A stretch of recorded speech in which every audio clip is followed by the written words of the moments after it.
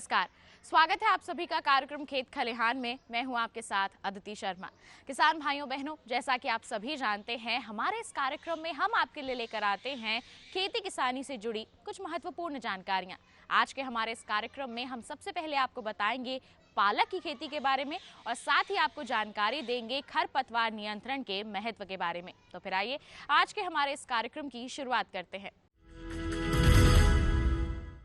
हमारे देश में किसान परंपरागत फसलों के साथ साथ सब्जियों की खेती भी करते हैं और उससे अच्छा मुनाफा भी कमाते हैं।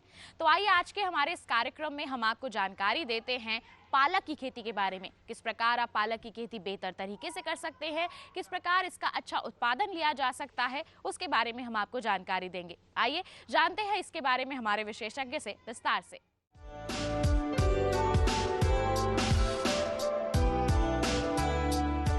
किसान भाइयों, जैसा कि आप जानते हैं कि ये जाड़े का मौसम चल रहा है। जाड़े के मौसम में तमाम तरह की सब्जियां उगाई जाती हैं। विशेषकर से इसमें इस मौसम में पत्तेदार सब्जियों की एक बहुत तायत रहती है।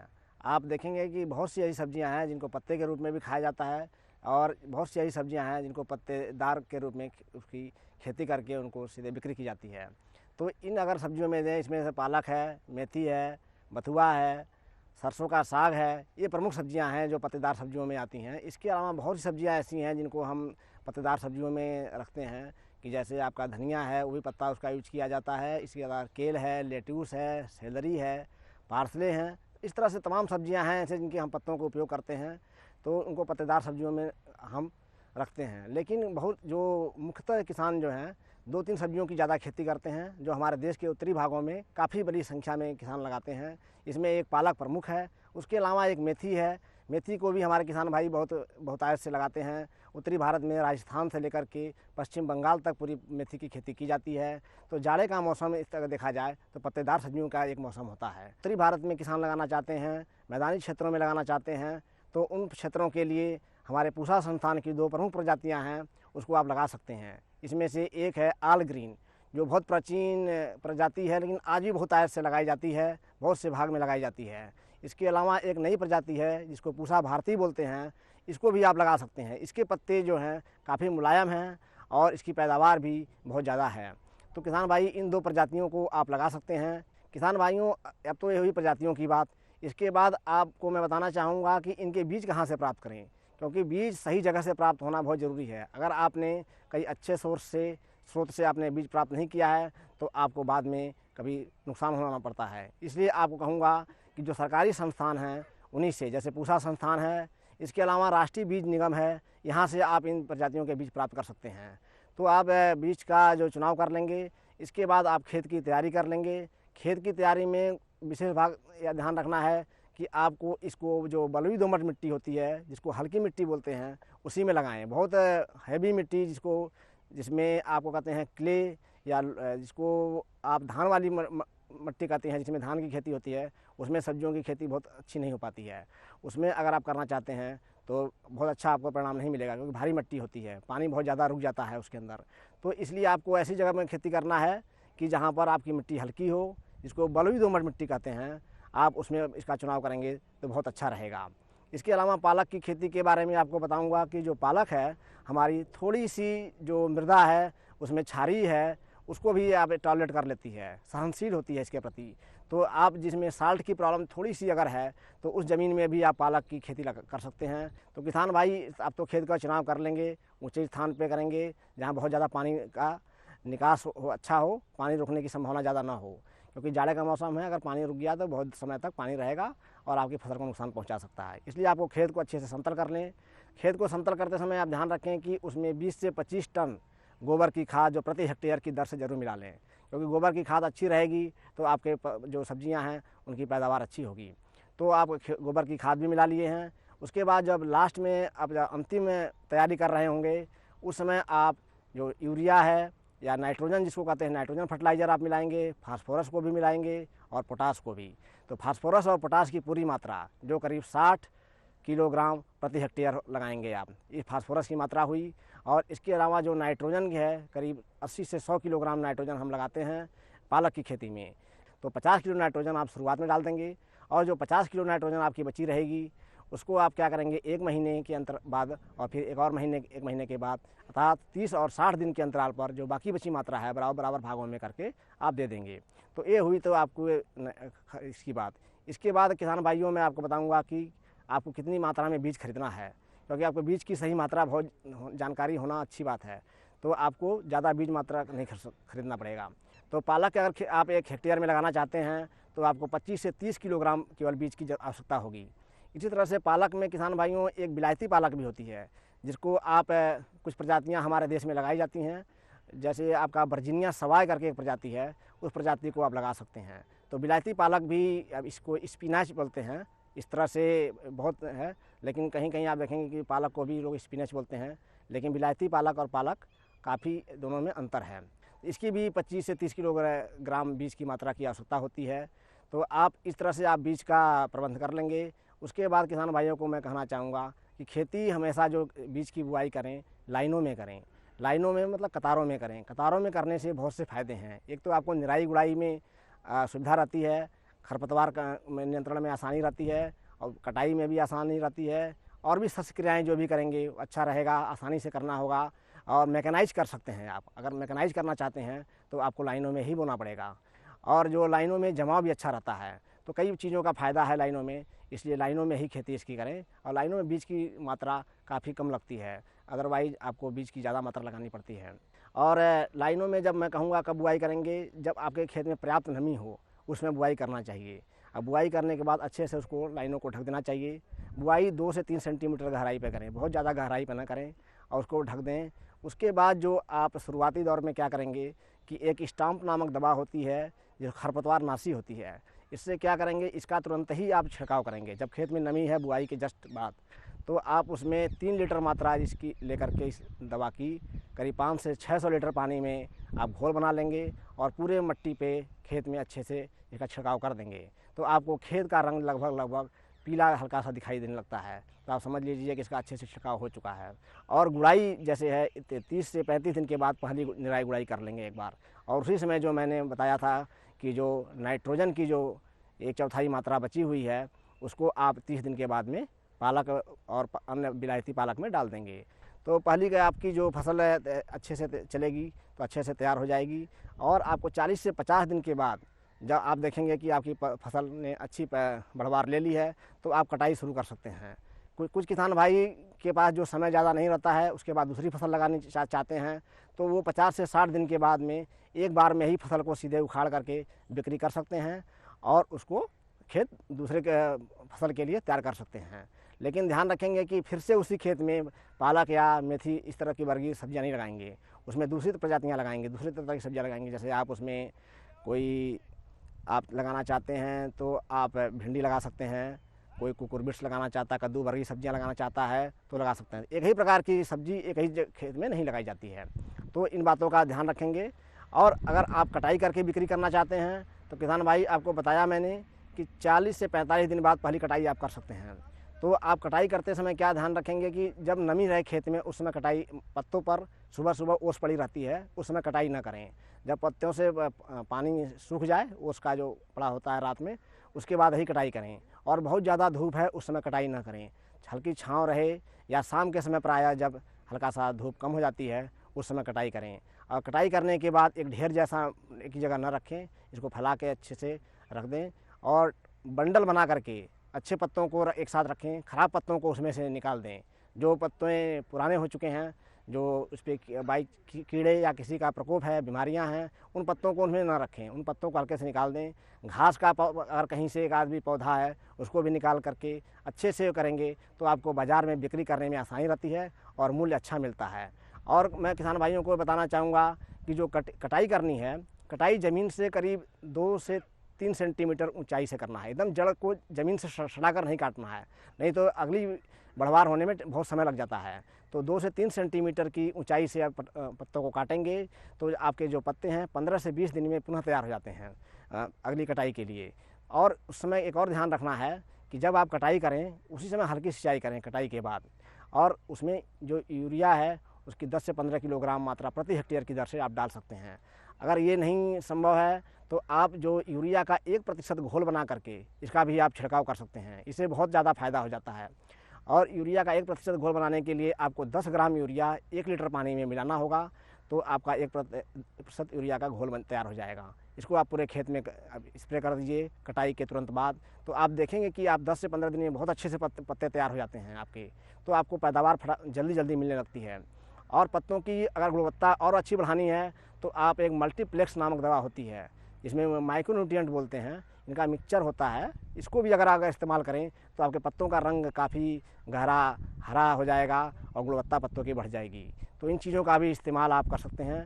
तो अगर मल्टीप्लेक्स इस्तेमाल करना चाहते हैं तो जब यूरिया का छिड़काव कर रहे हैं उसी समय 1 लीटर पानी में आप 5 मिलीलीटर मात्रा इसकी मिला लें।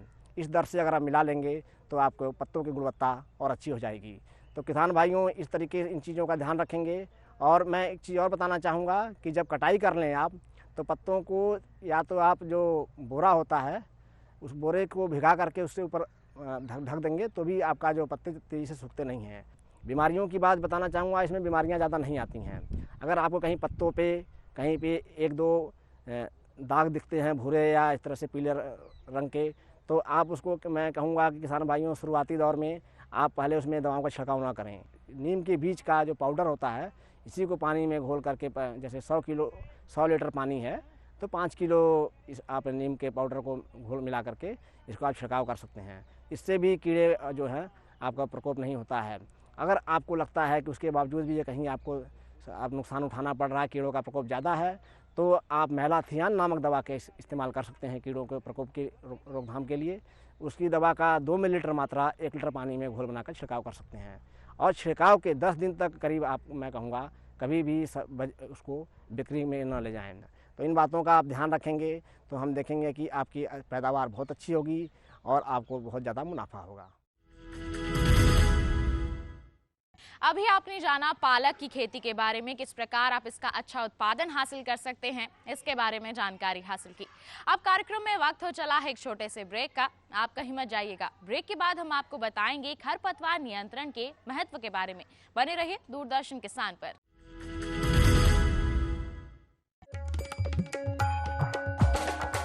कब बढ़ेगा दलहन तिलहन का भाव? सब्जियां दिखाएंगी कब तक ताव? मसालों की मंडी में कैसी है बयार? कब गरमाएगा गेहूं का बाजार? कहां बिकेगा अच्छे भाव में धान? मंडी खबर में ऐसे हर सवाल पर ध्यान। सोमवार से शनिवार सुबह 8 बजे देखिए दूरदर्शन किसान पर।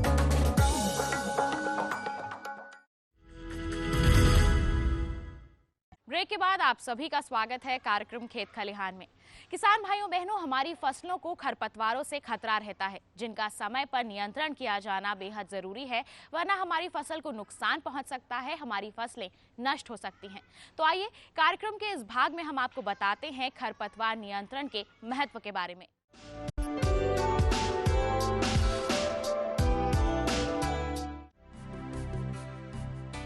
खाद्यान्नों के उत्पादन में वृद्धि करने के लिए सघन कृषि प्रणाली एवं उन्नत तकनीकों को अपनाने के साथ साथ फसलों को खरपतवारों से बचाकर रखना बहुत जरूरी है। खरपतवार एक ऐसी अनचाही वनस्पति होती है जो खेत में फसलों के लिए उपलब्ध पोषक तत्वों, नमी, प्रकाश एवं स्थान के लिए प्रतिस्पर्धा करते हैं, जिससे फसल की पैदावार एवं गुणवत्ता में भारी कमी हो जाती है। खरपतवारों से फसल उत्पादन में औसतन लगभग 37% का नुकसान हो जाता है, जिसका अनुमानित मूल्य खाद्यान्न फसलों में ही लगभग 1 लाख करोड़ रुपए प्रतिवर्ष आंका गया है। कुछ फसलों में तो ये नुकसान 100% तक होने की संभावना रहती है। इसके अलावा खरपतवार फसल में लगने वाले रोगों के जीवाणुओं एवं कीटों को भी आश्रय देते हैं। साथ ही इनका कुप्रभाव मानव स्वास्थ्य के साथ साथ पशुओं के स्वास्थ्य एवं उत्पादकता पर भी पड़ता है, जबकि आक्रामक खरपतवार जैव विविधता के लिए एक गंभीर खतरा है। खरपतवारों की इन जटिल विश्वव्यापी समस्याओं का प्रबंधन एवं नियंत्रण करने के उद्देश्य से सन 1989 में खरपतवार विज्ञान अनुसंधान निदेशालय की स्थापना भारतीय कृषि अनुसंधान परिषद के माध्यम से मध्य प्रदेश के जबलपुर में की। ये निदेशालय इस दिशा में लगभग 2 दशकों से कार्य कर रहा है और इसके निरंतर नित नए बहुआयामी अनुसंधानों से आशा से अधिक प्रगति हुई है। खरीफ फसलों में उगने वाली चौड़ी पत्ती के प्रमुख खरपतवार हैं कनकवा, पत्थर चट्टा, महकुआ, वन मकोए, काला दाना, सफेद मुर्ग, हजारदाना, मकोए, दूधी इत्यादि। खरीफ फसलों में ही उगने वाले संकरी पत्ती वाले खरपतवारों में मुख्य हैं सवा, दूब घास, बनरा, मकड़ा एवं डिजिटेरिया। इसके अतिरिक्त मोथा कुल के खरपतवार हैं साइप्रस रोडेंटस एवं साइप्रस एरिया। रबी फसलों में उगने वाले चौड़ी पत्ती के प्रमुख खरपतवारों में मुख्यतः बथुआ, अकरी, कृष्णनील, जंगली मटर, जंगली लूसन, कासनी, सेंजी, हिरणखुरी व वन प्याजी इत्यादि होते हैं। रबी फसल में ही संकरी पत्ती वाले खरपतवारों की श्रृंखला में गेहूं का मामा यानी मंडूसी एवं जंगली जई प्रमुख हैं। इनके अलावा अमरबेल एवं ओरोबेंकी नामक परजीवी खरपतवारों का भी प्रकोप दलहन व तिलहन पर देखा गया है। खरपतवारों की रोकथाम के लिए फसल में स्पर्धा की क्रांतिक अवस्था विशेष पर विभिन्न नियंत्रण के तरीके अपनाकर पैदावार में आ रही कमी को रोका जा सकता है। क्रांतिक अवस्था का समय फसल एवं ऋतुओं के आधार पर भिन्न भिन्न होता है। खरपतवार रोकथाम की कई विधियों की सिफारिश निदेशालय द्वारा दी गई है। इसमें निवारक विधि काफी सस्ती एवं आसान है। इस विधि के अंतर्गत कुछ सावधानियां बरतने से फसलों में खरपतवारों की समस्या अपेक्षाकृत कम होती है। उदाहरण के तौर पर बुआई के लिए प्रमाणित एवं खरपतवार रहित स्वच्छ बीजों का उपयोग, अच्छी सड़ी हुई गोबर की खाद का प्रयोग, कृषि यंत्रों एवं उपकरणों का उपयोग पूर्व पूरी सफाई करना शामिल है। साथ ही सिंचाई की नालियों, खेत की मेड़ों एवं नहर के किनारे के खरपतवारों को नष्ट करना इत्यादि सावधानियां बरतने से खरपतवारों की समस्या में कमी हो जाती है। खरपतवारों पर काबू पाने के लिए यांत्रिक विधि भी सरल तथा प्रभावी होती है। दलहनी एवं तिलहनी फसलों में खरपतवार नियंत्रण के लिए निराई गुड़ाई भी उपयुक्त रहती है। दलहनी फसलों में बुआई के 15 से 60 दिनों में तथा तिलहनी फसलों में बुआई के 10 से 40 दिनों में 2 बार निराई गुड़ाई करके अथवा व्हील हो चलाकर खरपतवारों पर प्रभावी ढंग से नियंत्रण पाया जा सकता है। समय पर मजदूर नहीं मिलने एवं वर्षा ऋतु में खेतों में अधिक नमी बनी रहने के कारण यांत्रिक विधि से खरपतवार नियंत्रण करने में परेशानी आ सकती है। खरपतवार नियंत्रण का अन्य तरीका सस्य क्रियाओं द्वारा है, जो कई प्रकार से की जाती है। स्टेल सीडबेड तकनीक, जिसमें फसलों की बुआई से पहले खाली खेत में हल्की सिंचाई कर या वर्षा पश्चात जब उगी हुई खरपतवार 2-3 पत्ती की हो तो उनमें ग्लाइफोसेट अथवा पैराक्वाट के 0.50% घोल का छिड़काव करके अथवा रोटावेटर से हल्की जुताई करके नष्ट किया जा सकता है। इससे मुख्य फसल में खरपतवारों की संख्या में काफी कमी आ जाती है। छिटकवा विधि के बजाय कतारों में बुआई करने से भी खरपतवारों की संख्या में कमी पाई जाती है तथा उनके नियंत्रण में आसानी होती है। जहाँ पर भी खरपतवार की रोकथाम के साधनों में कमी हो, वहाँ पर फसल की ऐसी प्रजातियों का चुनाव करना चाहिए जिनकी प्रारंभिक बढ़वार खरपतवार की तुलना में अधिक हो। ऐसी प्रजातियां खरपतवारों से प्रतिस्पर्धा करके उन्हें नीचे दबा देती हैं। धान गेहूं फसल चक्र में धान की कटाई के तुरंत बाद बिना खेत की जुताई के 0 टिलेज मशीन से गेहूं की बुआई करने पर पैलेरिस माइनर यानी मंडूसी या कनकी की संख्या में काफी कमी देखी गई है। इसके अतिरिक्त फर्ब मशीन द्वारा बनाई गई मेढ़ों पर गेहूं की बुआई करने से भी इस खरपतवार में कमी आती है। ये विधियां देश में पंजाब, हरियाणा, पश्चिमी उत्तर प्रदेश आदि राज्यों में काफी लोकप्रिय है। मक्का जैसी फसलों में उनकी कतारों की 60 से 90 सेंटीमीटर दूरी के बीच में लोबिया, मूंग आदि जैसी जल्दी उगने वाली और कम समय की फसलें लगाकर भी प्रभावी खरपतवार नियंत्रण किया जा सकता है। साथ ही अतिरिक्त पैदावार बोनस के रूप में मिल जाती है। खरपतवार नियंत्रण की एक अरासायनिक तकनीक है मृदा सूर्यीकरण। इस तकनीक के अंतर्गत पतली पारदर्शी पॉलीथीन से नमीयुक्त खाली पड़े हुए खेत को अधिक तापमान वाले अप्रैल से जून महीने में 2 से 6 सप्ताह तक ढककर पॉलीथीन के किनारों को मिट्टी से अच्छी तरह दबा देते हैं, ताकि मृदा का अवशोषित एवं संचालित ताप बाहर नहीं निकल सके। इससे खेत की सतह के तापमान में 8 से 12 डिग्री सेंटीग्रेड की वृद्धि हो जाती है और फलस्वरूप खेत में पाए जाने वाले सूक्ष्म जीवाणुओं एवं खरपतवारों के बीजों की संक्रामकता से शुद्धि हो जाती है तथा इसका प्रभाव प्रायः 2-3 फसलों तक रहता है। इस विधि की संस्तुति नर्सरी एवं बहुमूल्य फसलों में खरपतवार नियंत्रण हेतु की गई है। खरपतवारों का नियंत्रण करने का एक अन्य प्रभावी तरीका है शाकनाशी रसायनों का छिड़काव, जिनकी सही मात्रा एवं समय पर छिड़काव करने से खरपतवारों पर नियंत्रण के साथ साथ समय एवं लागत में भी बचत होती है।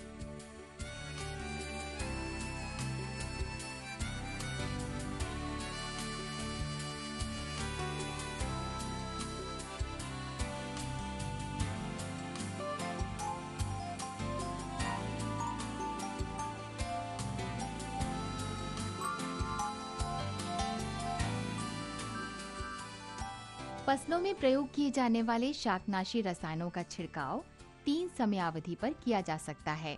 पहला, कुछ शाकनाशियों का प्रयोग बुआई के पूर्व किया जाता है। उदाहरण स्वरूप फ्लूक्लोरोलिन को दलहनी एवं तिलहनी फसलों के बोने से पूर्व प्रयोग कर मिट्टी में ठीक तरह से मिला देते हैं। दूसरा, कुछ शाकनाशी रसायनों का प्रयोग बुआई के बाद किंतु अंकुरण के पूर्व किया जाता है। तीसरा, कुछ शाकनाशी रसायनों का प्रयोग अंकुरण पश्चात बुआई के लगभग 20 से 25 दिन के बाद किया जाता है। फसलों में खरपतवारों की विविधता को देखते हुए इनका केवल एक ही विधि द्वारा प्रभावी नियंत्रण पाना संभव नहीं है। अतएव खरपतवार नियंत्रण के अच्छे नतीजे पाने के लिए विभिन्न तरीकों को एक साथ अपनाकर न केवल खरपतवारों पर प्रभावी नियंत्रण पाया जा सकता है, बल्कि पैदावार में भी वृद्धि की जा सकती है तथा शाकनाशी रसायनों पर निर्भरता कम होने से पर्यावरण को स्वच्छ रखा जा सकता है। वार्षिक खरपतवारों के अलावा बहुत से बहुवर्षीय, परजीवी एवं विदेशी आयातित खरपतवारों की भी समस्याओं से खाद्यान्न उत्पादन एवं जैव विविधता पर असर पड़ रहा है। अब ये आवश्यक हो गया है कि विदेशी आक्रामक प्रजातियों का समय पर नियंत्रण किया जाए व उन्हें फैलने न दिया जाए, जिससे हमारे देश की उपयोगी प्रजातियों व कृषि क्षेत्र की फसलों का उत्पादन कम न हो एवं जैव विविधता भी बनी रहे। किसान भाइयों बहनों, अभी आपने खरपतवार नियंत्रण के महत्व के बारे में जाना। कितना जरूरी है अपने खेतों से खरपतवारों को निकालना, इसके बारे में जानकारी हासिल की। कार्यक्रम की शुरुआत में हमने आपको पालक की खेती के बारे में बताया था, किस प्रकार आप इसका अच्छा उत्पादन हासिल कर सकते हैं, इसके बारे में जानकारी दी थी। आज के हमारे इस कार्यक्रम में किसान भाइयों बहनों बस इतना ही। हम उम्मीद करते हैं हमारे इस कार्यक्रम में हम जो भी जानकारी आप तक पहुंचाते हैं, आप लोग उसका भरपूर लाभ उठा रहे होंगे। अगले अंक में फिर होगी आपसे मुलाकात कुछ नई और महत्वपूर्ण जानकारियों के साथ। तब तक के लिए हमें दीजिए इजाजत। नमस्कार।